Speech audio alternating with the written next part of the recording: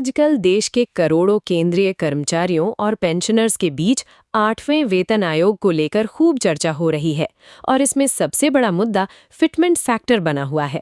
आसान शब्दों में कहें तो फिटमेंट फैक्टर वो फॉर्मूला या नंबर होता है जिससे गुणा करके कर्मचारियों की पुरानी बेसिक सैलरी को नई सैलरी में बदला जाता है।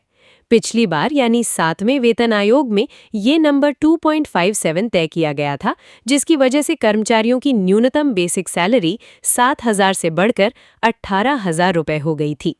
अब 8वें वेतन आयोग के गठन के बाद कर्मचारी संगठन इस फिटमेंट फैक्टर को बढ़ाकर 3.8 से 3.833 करने की मांग कर रहे हैं।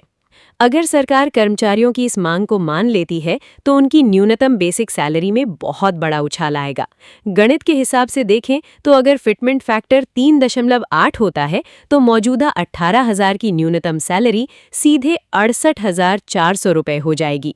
वहीं अगर इसे बढ़ाकर 3.833 कर दिया जाता है तो ये आंकड़ा लगभग 69,000 रुपए के करीब पहुंच जाएगा।